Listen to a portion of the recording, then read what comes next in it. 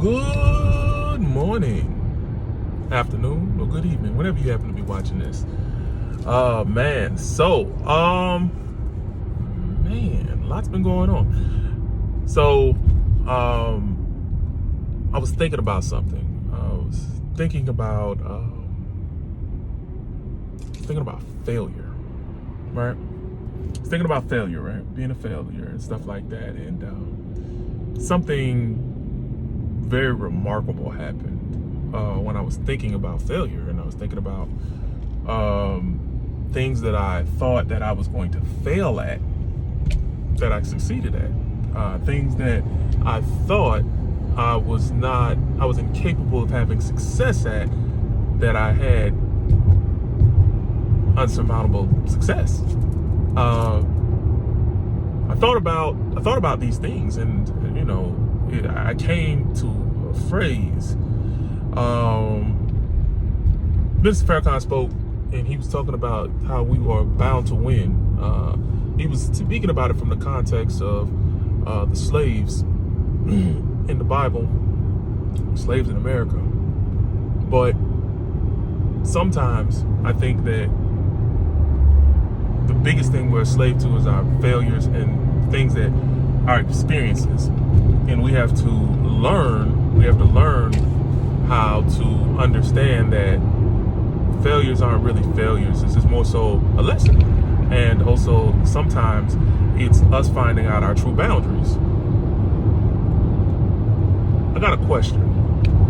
How many times have you not done something because you perceived that you would fail? How many times have you done something or did not do something because you thought you were going to fail?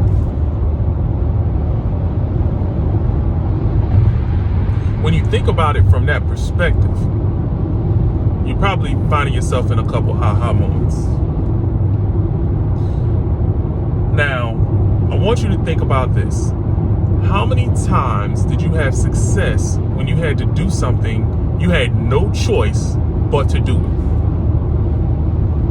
Did you fail?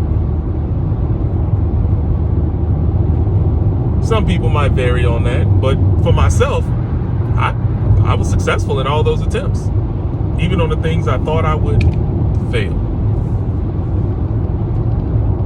A lot of the times that we are in those situations where we have to make a decision about if we're going to have success or not, we've already won, and we're already doing, and it's something we allow in our minds to say we won't have success. I'm just pausing so you can reflect, because I want you to understand where you're really at in life. So now, with that being said, I want to give y'all a story. So this past weekend, took my daughters camping. Me and their mom, we took our daughters camping, and the next morning when we woke up from camping, we took our daughters canoeing and kayaking. My daughter Avery and my daughter Adrian and their dog Garvey gets in the canoe with me, and Avery, upon first getting into the canoe, feels that it's unbalanced, so she gets afraid, and she says, "I don't want to do this," because she perceived that we would fail.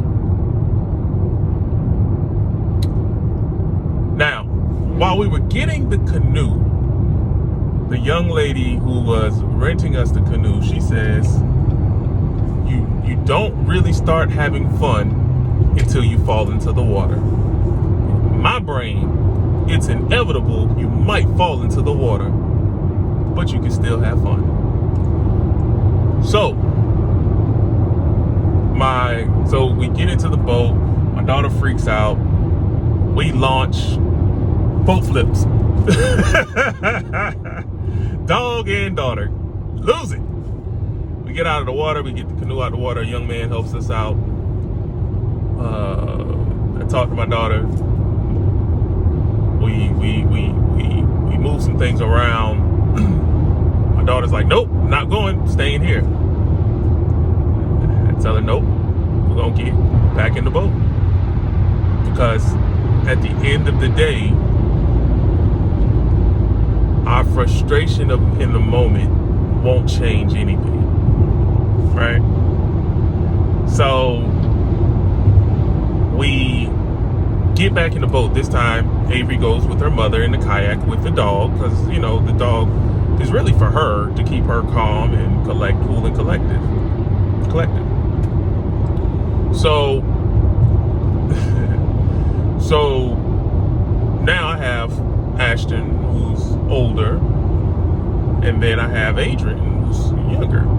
So Adrian's freaked out because we just flipped and we were just in the water, and she's like, Dad, I don't know, da-da. So we start paddling, and so we keep hitting the bank because, you know, one of the kids in the front, and they're guiding us along, and they become frustrated because we're hitting the sides. It feels like we're not in control of where we're going, because, you know, like, they're like, oh, I'm not strong enough to paddle. And I said, no, you are. I said, you are. I just need you to focus on what you're doing. They become very frustrated. It's to the point where they say, well, I just can't do this. And while we are stuck in the mud in the embankment, I'm having a conversation with my daughters. And it made me think about my own life. And I told them, I said, look, y'all are frustrated and y'all are upset. I understand. But at the end of the day, we still have to go up this stream so we can get to the watering hole so y'all can swim. So no matter your frustration, no matter how upset you are, we still have a goal. So my daughters, you know, they're just kind of looking at me crazy, you know, like most people would look at their dad crazy. And I said, so this is what we're gonna do. We're gonna push back, and then we're gonna start going forward. We're gonna start going forward, and this is how you're going to row, this is how I'm gonna row, and we're gonna get to where we got to go.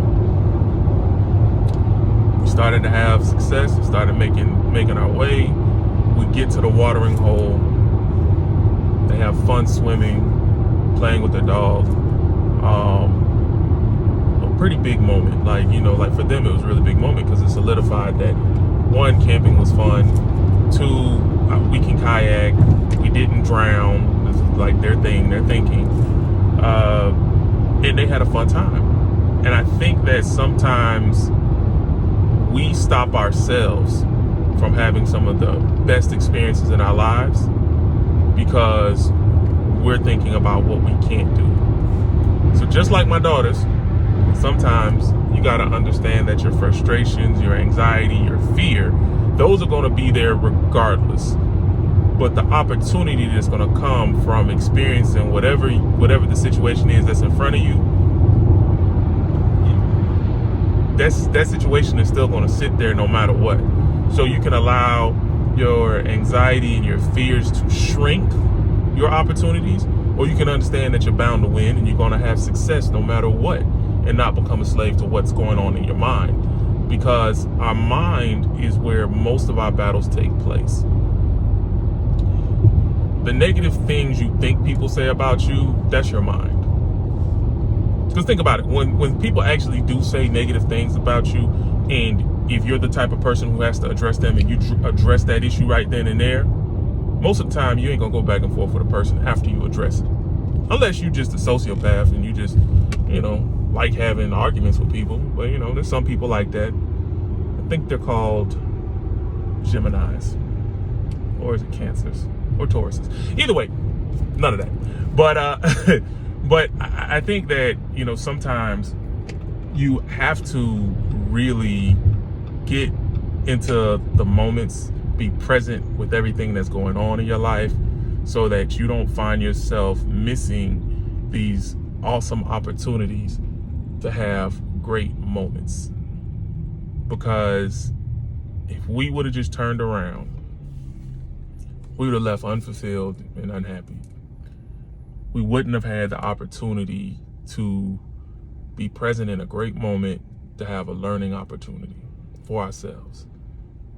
And with that, we could apply this message, because this victory is going to allow us to have other victories, because we know what happens when we focus and work towards a goal, and we work through our anxiety, our fears, and our doubt. Okay?